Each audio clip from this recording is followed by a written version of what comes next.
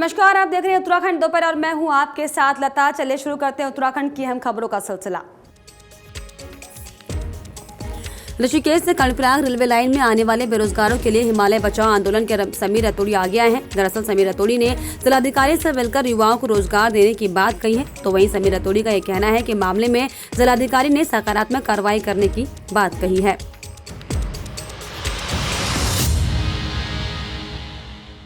प्रयास कर रहे हैं कि जो भारत सरकार द्वारा भूमि अधिग्रहण के लिए एक्ट बनाया गया था 2013 के अंतर्गत, और जिस अंतर्गत के तहत ये बात की गई थी कि जो भी भूमिदर जिसकी ज़मीन रेलवे में गई है उसके प्रत्येक परिवार के एक व्यक्ति को रोजगार देने सुनिश्चित करने की बात की गई है।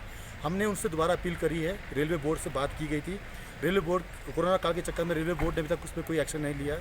हमने माननीय जिलाधिकारी महोदय से निवेदन किया है कि अब वो PM ऑफिस जाने वाले हैं। उनसे हमने कहा है कि आपसे निवेदन है, क्योंकि हमारे पहाड़ की बहुत तटस्थ आवाज़ भी है, वो हमारे पहाड़ की पीड़ा को समझते हैं, यहाँ के नौजवानों के दुखों से वाजिब भी हैं। हम चाहते हैं कि वो जाके वहाँ पर PM ऑफिस से वो एक एक्सप्लेनेशन कॉल करें रेलवे बोर्ड से और पूछें कि जो मांग हम लोगों ने रखी है, जिसकी जो एक एक्ट के अनुसार मांग थी, जिसको पूर्ण करने का कार्य रेलवे बोर्ड ने करना था, उस पर क्या एक्शन लिया गया है। इस बारे में हमने आज DM साहब से बातचीत करी है और DM साहब ने हमें आश्वस्त किया कि मैं इस बात में पूरा प्रयास करूँगा ताकि रेलवे बोर्ड इस पर प्रत्युत्तर दे और जितनी जल्दी हो सके यहाँ के नौजवानों को, जो ऋषिकेश से कर्णप्रयाग तक 3000 के करीब नौजवान हैं, उनको रोजगार देने की सुनिश्चित बात की जा सके। थलीसैंण के पहाड़ों में अब अवैध रूप से फल फूल रहे कच्ची शराब के कारोबार पर अंकुश लगाने के लिए पुलिस प्रशासन सतर्क हो गया है। पुलिस की ओर से इन दोनों पहाड़ों में गहनता से चेकिंग की जा रही है, जिसके चलते आज थलीसैंण पुलिस ने चेकिंग अभियान में कच्ची शराब ले जाते हुए 2 लोगों को गिरफ्तार किया। वहीं फिलहाल पुलिस ने आरोपियों के खिलाफ मुकदमा दर्ज कर उन्हें जेल भेज दिया है और अब पुलिस इनके साथ जुड़े अन्य लोगों की भी तलाश कर रही है। एसएसपी महोदय पौड़ी के निर्देशों पर पूरे जनपद में अवैध शराब और मादक पदार्थों की तस्करी के संबंध में एक अभियान चलाया जा रहा है। जिस अभियान की कड़ी में हमारी पुलिस टीम के द्वारा कल देर शाम को सीतू खाल के पास से 2 लोगों से अवैध कच्ची शराब बरामद की गई है, जिसकी मात्रा करीब 10 लीटर है। दोनों लोगों के खिलाफ थाने पे मुकदमा लिख दिया गया है और मुकदमा के पश्चात अब आगे की विधिक कार्रवाई चल रही है। हल्द्वानी RTO में पंजीकृत रामनगर के वाहन स्वामियों को बड़ी राहत मिलने जा रही है। दरअसल अब उनको अपने ड्राइविंग लाइसेंस, वाहन पंजीकरण के अलावा फिटनेस और परमिट से जुड़े कामों के लिए हल्द्वानी RTO के चक्कर काटने की जरूरत नहीं पड़ेगी। उनके ये काम अब रामनगर ARTO में भी हो सकेंगे और इसके साथ ही अब हल्द्वानी RTO में दर्ज वाहनों की फाइलें ARTO रामनगर में ट्रांसफर होंगी। मामले में जानकारी देते हुए ARTO ने बताया कि नए रजिस्ट्रेशन RTO में ही रामनगर में होते हैं, लेकिन अब पुराने वाहनों का रिकॉर्ड इसको रामनगर लाने का प्रयास किया जा रहा है। उन्होंने बताया कि इसके लिए लिस्टिंग बनाई जा रही है और इसके बाद वाहनों का रिकॉर्ड रामनगर में ही हो सकेंगे। देखिए,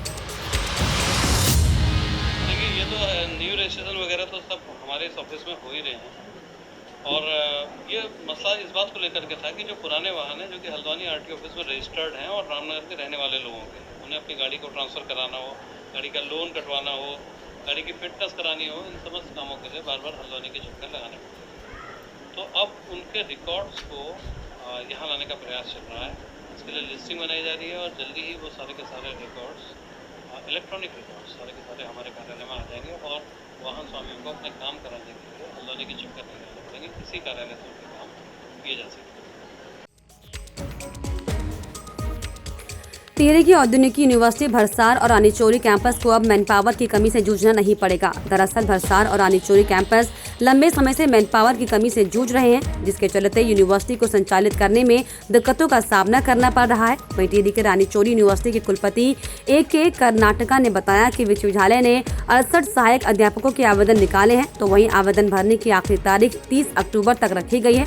आपको बता दें कि जनवरी से सहायक अध्यापकों के साक्षात्कार किए जाएंगे और फरवरी माह तक भरसार और रानीचौरी परिसर में सहायक अध्यापक नियुक्त किए जाएंगे।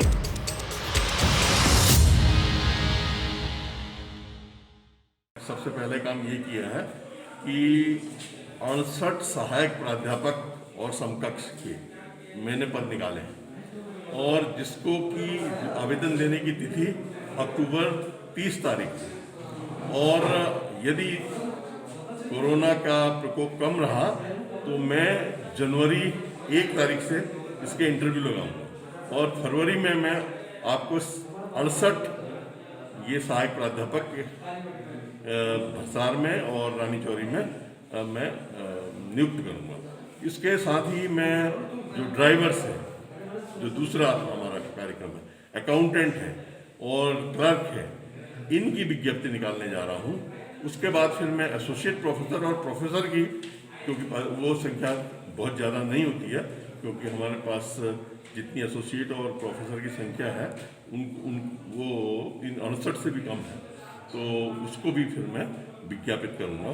और 1 साल के अंदर मेरा ये एम है कि मैं जितनी भी खाली पद हैं उन सबको भर दूं, ताकि जो कार्य करने में भी दिक्कत आ रही है, एक आदमी को हमको बहुत कार्य सौंपना पड़ रहा है, तो कार्य थोड़ा सा बढ़ जाए, उसकी क्षमता बढ़ जाए और एक्सपर्टाइज बढ़ जाए।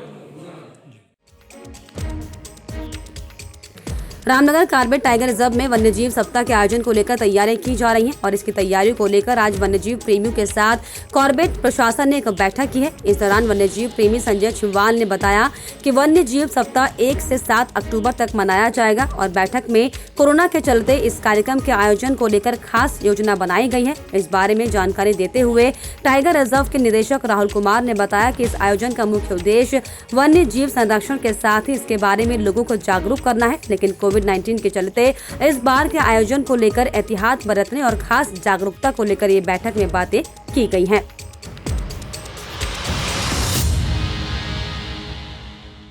वाइल्ड लाइफ वीक जो है 1 अक्टूबर से 7 अक्टूबर पर मनाया जाता है, जिसका उद्देश्य मुख्यतः वन्यजीव संरक्षण एवं इसके बारे में लोगों में एक जागरूकता पैदा करना है। उसी उद्देश्य से जो भी रामनगर एवं आसपास के क्षेत्र में जो भी स्टेक होल्डर्स हैं, जो भी वन्यजीव संरक्षण और इसके विशेषज्ञ हैं, उनके साथ आज बैठक की गई कि किस तरह से इस प्रोग्राम को चॉक आउट किया जाए और ताकि कोविड की जो गाइडलाइंस है उनका भी फॉलो अप हो सके और साथ ही साथ जो वन्यजीव संरक्षण और संवर्धन के प्रति जो जागरूकता है, जो ज्ञान है, वो सभी लोगों में पहुंचाया जा सके। जैसा आप जानते हैं 1 से 7 अक्टूबर पूरे भारत में वन्यजीव सप्ताह के रूप में मनाया जाता है। तो आज हम ये सभी लोग यहाँ पर वन विभाग के कार्यालय में एकत्र हुए हैं कि कोविड गाइडलाइंस को फॉलो करते हुए कैसे जो जागरूकता है वन्यजीवों के प्रति वो स्थानीय समुदायों, छात्रों और लोगों में की जाए। तो उसी के संबंध में एक मीटिंग जो है कॉर्बेट टाइगर रिजर्व में आयोजित की गई है। चंपावत जिले के पर्वतीय क्षेत्रों में केंद्र सरकार की ओर से किसानों की आय दोगुनी करने के उद्देश्य से ठंडे पानी की मछली के उत्पादन पर जोर दिया जा रहा है।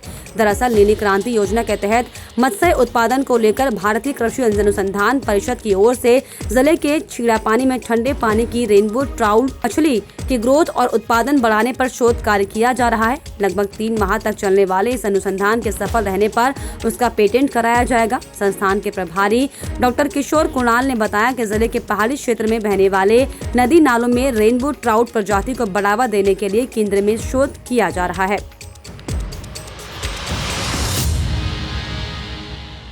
सबसे पहले तो मैं ये बताना चाहूँगा कि हमारा जो ये संस्थान है वो पूरे भारत में एक इकलौता संस्थान है जो ठंडे पानी की मछलियों जैसे कि मतलब कि शीत जल की मछलियों पे काम करता है।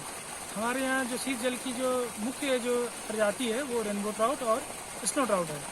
अभी रेनबो ट्राउट पे हम एक बड़ा फील्ड ट्रायल करने जा रहे हैं, जिसमें रेनबो ट्राउट की जो अंडे होते हैं और उसके जो फिर अंगुलिकाएँ और फ्राई जो होंगी उनकी क्वालिटी में सुधार के लिए मतलब ब्रूड स्टॉक डाइट हम एक स्पेशल बनाया है हमारे संस्थान के अन्य वैज्ञानिकों ने। तो उसकी यहाँ पे ट्रायल हम करने जा रहे हैं, जो 3 महीने हमारा ट्रायल लगभग चलेगा।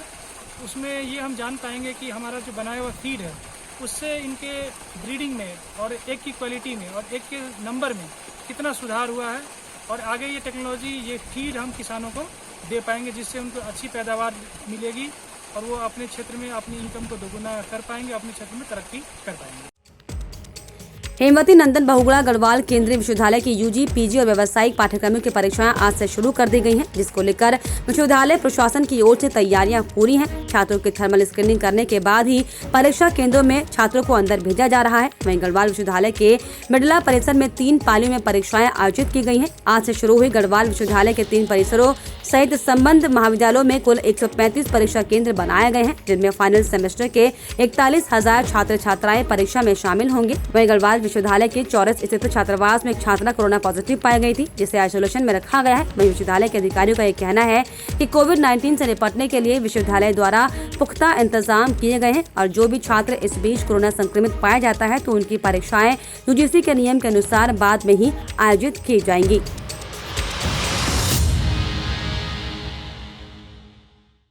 मयंक कहाँ से आता है? हाँ, स्पेशल पेपर के लिए आए हैं, अपना किराया दे के आए हैं। वही बात है कि परीक्षाओं से डर तो नहीं है, लेकिन ऐसा है कि जैसे ये पैंडेमिक चल रहा है, फिर थोड़ा बहुत तो होता ही है कि अगर हमको हो जाए, हमारे थ्रू किसी बच्चे को हो जाए, छोटे बच्चों को आसपास हो जाए, हमारे परिवार वालों के लिए हो जाए, तो थोड़ा इस चीज़ का डर है। ये सब चीज़ सैनिटाइजर रखा हुआ है, मास्क रखा हुआ है और ग्लव्स रखे हुए हैं। अपनी तरफ से तो लगभग किया है, अब देखते हैं क्या होता है। गढ़वाल विश्वविद्यालय की आज 19 सितंबर से परीक्षाएं प्रारंभ हो चुकी है। सबसे बड़ा ये रहा आज का नज़ारा कि सुबह 7 बजे से बच्चे आने शुरू हो गए थे। उनमें उत्साह था, पेपरों के प्रति बड़ा इंटरेस्ट था और बड़े डिसिप्लिन में सोशल डिस्टेंसिंग, कोविड-19 का पालन करते हुए और जो दिशा निर्देशन डॉक्टर बोर्ड गढ़वाल विश्वविद्यालय ने बनाए, उन नियमों का पूरा पालन हमारे सारे बच्चे कर रहे हैं और उसी दिशा निर्देशों का पालन करते हुए अपने कक्षों में जा रहे हैं। 3 पालियों पर परीक्षा है, 8 से 9, 11 से 12 और 2 से 3। सर, लगभग कितने छात्र जो है प्रत्येक पालियों में प्रतिभाग कर रहे हैं? अलग अलग है। सुबह की पाली में 220-25 के आसपास थे और इस समय 400, क्योंकि कोविड-19 का समय चल रहा है। कोई इसकी अनदेखी नहीं कर सकता है, कोई झुटला नहीं सकता है, कहीं भी कुछ भी हो सकता है, लेकिन इंतजाम पुख्ते हैं। और इसी के साथ उत्तराखंड दोपहर में फिलहाल इतना ही। आप देखते रहिए न्यूज़ 31 उत्तराखंड। नमस्कार।